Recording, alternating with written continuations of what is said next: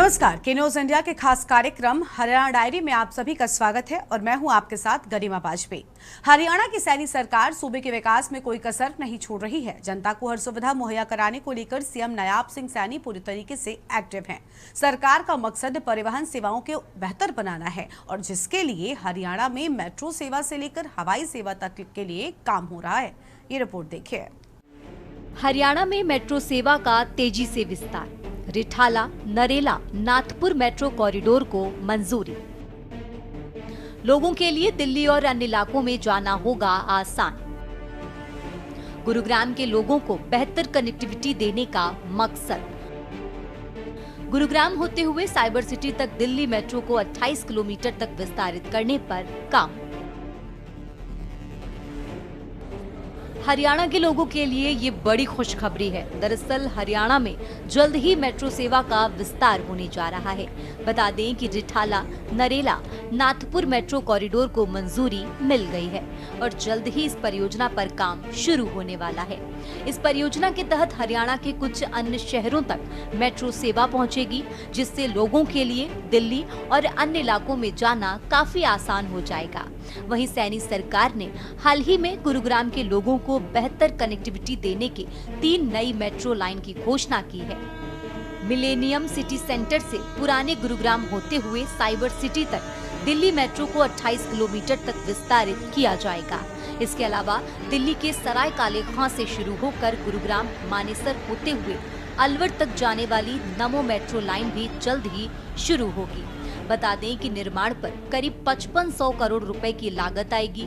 नए कॉरिडोर पर पहला स्टेशन सेक्टर 45 होगा। इसके बाद cyber park sector 47, Subhash Chowk sector 48, sector 72, Hero Honda Chowk, Udyog Vihar phase 6, sector 10, sector 37, Basai गांव, sector 9, sector 7, sector 4, sector 5, Ashok Vihar, sector 3, Bajghera road, Palam Vihar extension, Palam Vihar, sector 23 से सेक्टर 22, उद्योग विहार फेज 4, उद्योग विहार फेज 5 और साइबर हब के पास स्टेशन होंगे। बता दें कि पुराने गुरुग्राम में मेट्रो के विस्तार से गुरुग्राम की पूरी तस्वीर बदल जाएगी। इसके लिए पूरा प्लान तैयार कर लिया गया है। नॉनस्टॉप विकास को हवाई गति।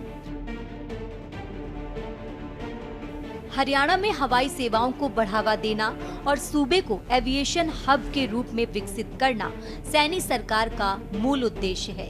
बता दें कि हरियाणा लगातार विकास के पथ पर आगे बढ़ रहा है और मौजूदा सैनी सरकार विकास के लिए आधारभूत इंफ्रास्ट्रक्चर तैयार कराने की ओर मजबूती से अग्रसर है।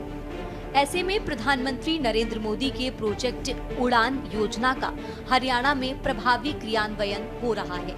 बता दें कि मुख्यमंत्री नायब सिंह सैनी के नॉनस्टॉप विकास अभियान को उड़ान देने में हरियाणा का पूरा सरकारी अमला जुटा हुआ है।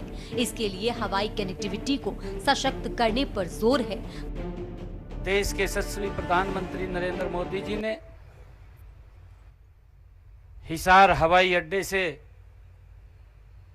अयोध्या को जोड़ने के लिए यात्रा को हरी झंडी दिखा करके उसका शुभारंभ किया था।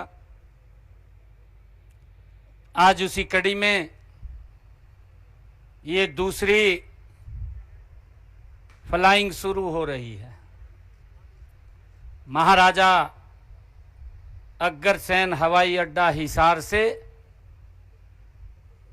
शहीद भगत सिंह हवाई अड्डा चंडीगढ़ को जोड़ने का ये काम करेगी।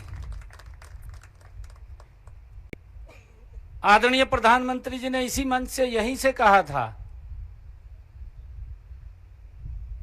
कि ये यात्रा भगवान श्री कृष्ण की भूमि से भगवान राम की भूमि को जोड़ने का काम करेगी और वो कर रही है। मुझे खुशी है।